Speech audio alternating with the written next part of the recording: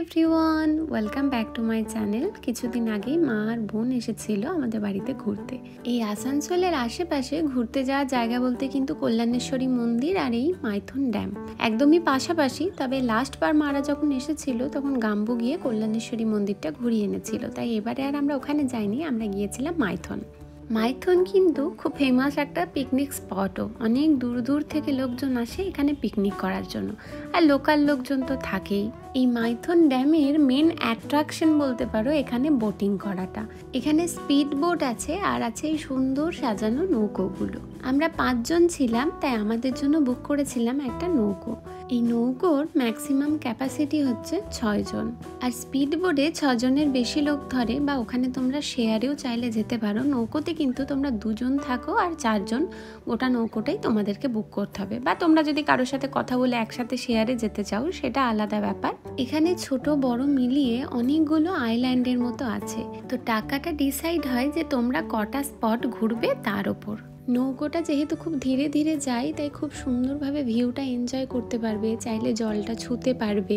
এই মজাগুলো কিন্তু নৌকোতেই আছে, এটা আমার পার্সোনাল ওপিনিয়ন। কিন্তু স্পিড বোটটা এতই স্পিডে যায়, প্রচণ্ড শব্দ হয়, কোনো এনজয়মেন্ট নেই স্পিড বোটটাতে, আমার তাই মনে হয়। স্পিড বোটের ভাড়াটা নৌকোর থেকে তুলনামূলকভাবে একটু কম, যেহেতু ওটা অনেকজন শেয়ারে থাকে। কিন্তু আসল মজা কিন্তু এই নৌকোগুলোতে। একই নৌকোগুলো এত ফটোজেনিক, এমনি এত সুন্দর সুন্দর ফটো আসে এটা। আর তারপরে ছোট ছোট আইল্যান্ডগুলোতে নৌকোগুলো দাঁড়ায়, ওখানে নেমে তোমরা ফটো ভিডিও নিতে পারো। স্পিড বোটে কিন্তু সেই সুবিধাটা নেই।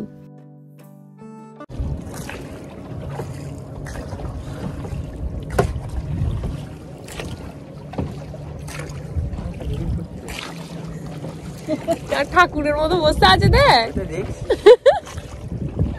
কেমন লাগছে? দুটো গান গেয়ে শোনা, আর মনে পড়লো না লিরিক্স, আর মনে পড়লো না। পুটু, তোমার কেমন লাগছে বাবু? খুব সুন্দর। এই পুটুর মুখ দিয়ে কথা বেরিয়েছে।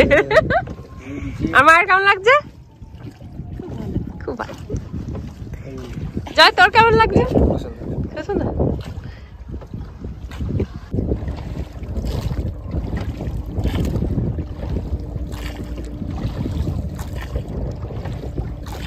ওই যে দূরে যে ছোট্ট মতো আইল্যান্ডটা দেখতে পাচ্ছ, আমরা ওই স্পটে গিয়ে দাঁড়াবো, নেমে ছবি টবি তুলবো। তার সাথে ডান দিকে যেটা দেখতে পাচ্ছ, এখানে এখন ঢোকা নিষিদ্ধ, তো ওই আইল্যান্ডটার বাইরে গিয়ে জাস্ট দাঁড়িয়ে আমরা বাইরে থেকে ফটো ভিডিও নেব। আর তারপরে আমাদেরকে নিয়ে যাবে ড্যামের যে গেটটা আছে সেই গেটটার সামনে গিয়ে ওখানে আমরা ফটো ভিডিও নিতে পারি, ব্যাস তারপর আমরা ফিরে যাব।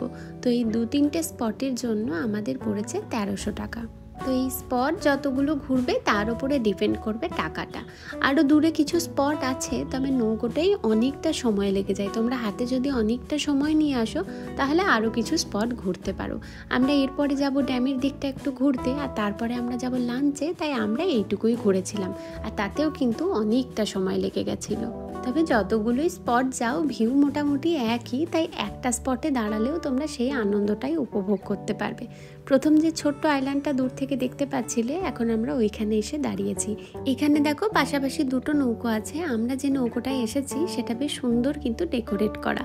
আমরা বাবুঘাট থেকে নৌকো বুক করেছিলাম, এখানে আরো অনেকগুলো ঘাট আছে নৌকো বুক করার জন্য, তবে একমাত্র বাবুঘাটের নৌকোগুলোই এরকম সুন্দর ফুল দিয়ে ডেকোরেট করা। চারিদিকে নীল জল, আর তার মাঝেই ছোট্ট মতো আইল্যান্ডটা। এই ছোট ছোট আইল্যান্ডগুলোতে আবার ছোট স্ন্যাক্সের ব্যবস্থাও আছে। এখানে যেরকম ঝালমুড়ি বিক্রি করছিল, আরো কিছু একটা খাওয়ার ব্যবস্থা ছিল। তবে খুব খারাপ লাগলো, এত সুন্দর জায়গাগুলোকে মানুষ কেন এত নোংরা করে রাখে। এখানে কিন্তু ডাস্টবিনের ব্যবস্থা আছে, তারপরেও মানুষ বিভিন্ন রকম খাবার খেয়ে চারিদিকটা নোংরা করে রেখেছে। এইটা যদি আমরা নিজেরা নিজেদেরকে একটু শুধরে নিতে পারি, তাহলে এই সুন্দর জায়গাগুলো আরো সুন্দর থাকে। সবসময় তো মেনটেন করা হয় না, তাই আমরা যদি নিজেরা একটু মেনটেন করতে পারি তাহলে জায়গাগুলো আরো সুন্দর লাগে। বেশ অনেকক্ষণ আমরা এই ছোট্ট আইল্যান্ডটাতে সময় কাটালাম, বেশ অনেক ফটো ভিডিও নিয়েছি। খুব সুন্দর এখানে হাওয়া দিচ্ছে, আর ভিউটা এখান থেকে দুর্দান্ত। এই জায়গাটা মোটামুটি ঘোরা কমপ্লিট। এবার যাবো আমরা নেক্সট যে বড় আইল্যান্ডটা আছে ওর সামনেটাই।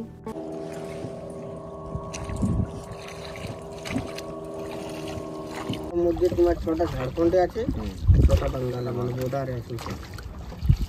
এই যে ড্যামটা হাপার বড়িল না, এইটারই হ্যাঁ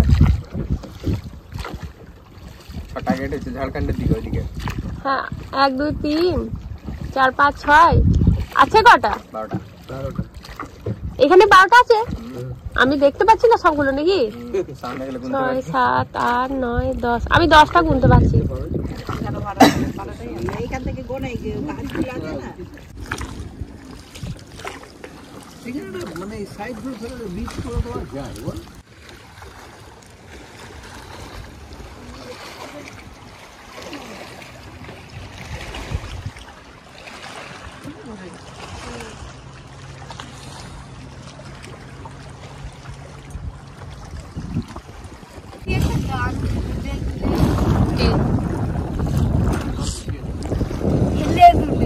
ওইটা তো হেলে দুলে শ্মশান ঘাটে যাওয়ার কথা বলে, নৌকার কথা বলে না, তালা দেয়। আমার তো ওই গানটা মনে পড়ছে, এই সাগর পারে আইসা আমার মাতাল মাতাল লাগে। না তারপরে জানি আমি গাইলাম না। এই রূপ দেখিয়া মন জড়াই, হ্যাঁ ওই যে দূরে যেটা দেখা যাচ্ছে, পাতাম যদি থাইকা যাইতাম এই সাগরের পারে, ঝিনুক মালা গাইথা দিতাম, গাইথা কাটাই দিতাম জীবন তারে নগরে, তাই তো এলাম সাগরে, তাই তো এলাম সাগরে।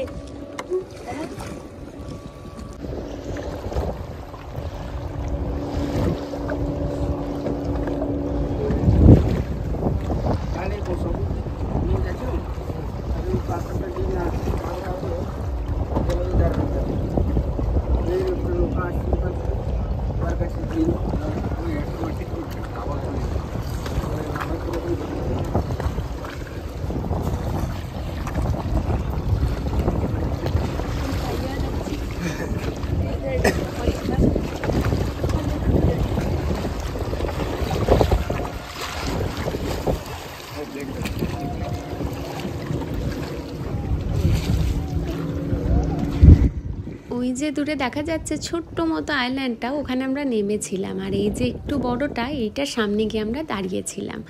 আর এই যে এদিকে এইগুলোই হচ্ছে গেট।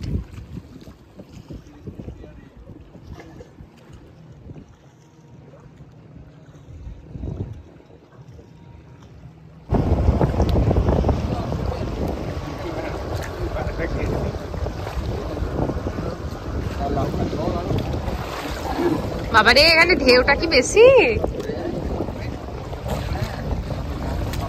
আচ্ছা এই দিকটাই ছাড়বে, ওরকম ফুলে ফেপে পড়ে এই দিকেই তো, ওই দিকে ছাড়বে 78 সালে। হ্যাঁ 78 সালে আমরা যখন এসেছিলাম এই ব্রিজের উপর দিয়ে জল গেছে, এত হয়েছিল। ও ব্রিজটা আছে না, হ্যাঁ মানে সামনে যাবি দেখবি মিটার স্কেল লাগানো, ওটা জল আচ্ছা হাইটের উপর ডিপেন্ড করে ছাড়ে। এই জলটা যখন বেড়ে যাবে তখন গেটটা খুলে দেবে, আর ওই দিকে তখন ওই ঝর্ণার মতো পড়বে। এখন কি গেটটা তো খোলাই আছে? না ওটা একটা সার্টেন লিমিট আছে, ওর উপরে গেলে তখন মানে ওঠা নামানো করা যায় নাকি? নদীর গভীরতা তো বেশি হয় না, হ্যাঁ কিন্তু এখানে গভীরতা 30-40 ফুট কি করে হচ্ছে, হ্যাঁ। কারণ দেওয়াল দিয়ে হ্যাঁ মাঝে দেওয়ালে গিয়ে আটকে যায়। আচ্ছা আচ্ছা। এবার এই জলটা যখন 30-40 ফুট উঠে যাচ্ছে, হ্যাঁ। পাওয়ারটা বেড়ে যাচ্ছে, হ্যাঁ। তারপর যখন পড়ছে হ্যাঁ। প্রেসারে পড়ছে, হ্যাঁ। যে টারবাইন ঘোরাচ্ছে, আচ্ছা ওটা ন্যাচারালি হ্যাঁ, বেরোচ্ছে। আচ্ছা। তো জল ন্যাচারাল ক্যাপাসিটি হ্যাঁ কোনো ড্যামে নেই আচ্ছা ভারতবর্ষে। এটাই হচ্ছে ময়টার ড্যামের। আচ্ছা, আমরা এতদিন শুধু এই ব্রিজের ওপর দিয়ে গিয়েছি আর এসেছি।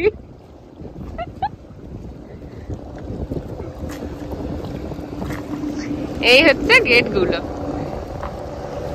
এই গেট খুলে কলকাতা, মুর্শিদাবাদ, নদিয়া, সব চিনবে নাকি?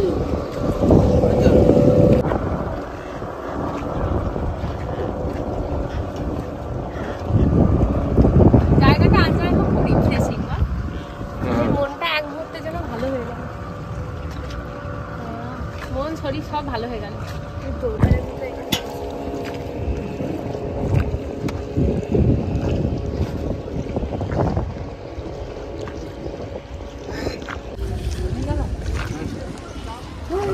এই দেখো তিনটাই আবার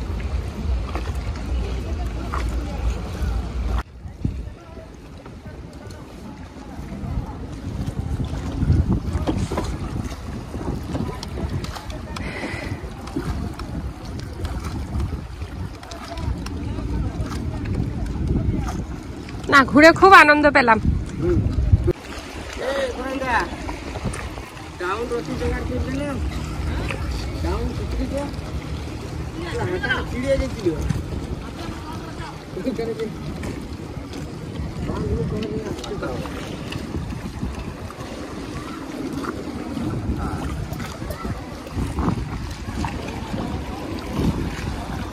भाई वहाँ का किनार लगा देता।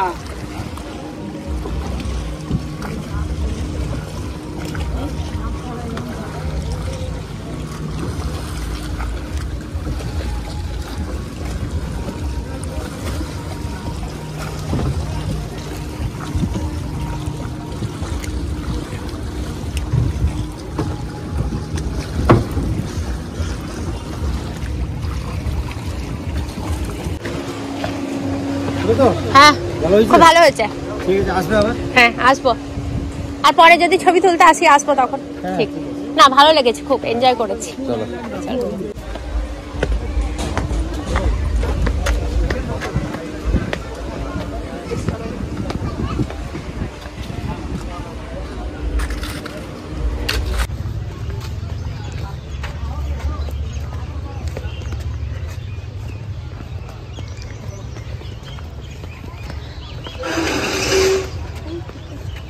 কত নোংরা করে রেখেছে দেখছো মানুষজন, দেখো। এত সুন্দর সাজানো ছিল না, এত কুঞ্জবন বলা হতো এটাকে। হ্যাঁ, কিন্তু কুঞ্জবন আর কুঞ্জবন আছে। এত পরিষ্কার, এত সুন্দর একটা জায়গা, প্লাস্টিকে পুরো ভর্তি। হ্যাঁ, এখানে ভালো ফটো আসবে, গাছগুলো কিন্তু মরে মরে গেছে গাছগুলো। এই দেখো, এইদিকে জলটা ছাড়ে, বুঝতে পারছো? যখন জল ছাড়ে তখন আমরা সেই ঝর্ণার মতো উঁচু হয়ে পড়ে। এই হচ্ছে ড্যামের গেটগুলো। এখন তো বর্ষাকাল নয়, তাই বেশি জল নেই, তাই আমরা নিচেটা গিয়ে নামতে পারি। তবে এখন যে জায়গাটায় আমরা দাঁড়িয়ে আছি, বর্ষাকালে যখন জল একদম ভরে যায় তখন এই গেটগুলো যখন খুলে দেওয়া হয়, তো আমরা এখন যে জায়গাটায় দাঁড়িয়ে আছি এতটা পর্যন্ত জল চলে আসে। বর্ষায় এর রূপ কিন্তু আলাদা রকম সুন্দর। যদি বর্ষাকালে আমি মাইথন ড্যাম যাই তাহলে তোমাদের সাথে একবার বর্ষার রূপটাও শেয়ার করব।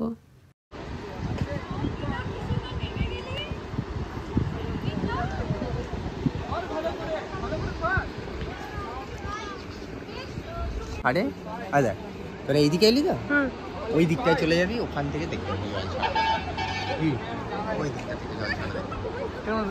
এখানে দাঁড়াতে দেবে না তো, দেয় না, ঢুকতে বলিনি। ওই জায়গাটা, ওই বাসটা যেখানে শেষ হচ্ছে অত দূর যেতে। হ্যাঁ, ওইখানে তো দাঁড়িয়েছিলাম।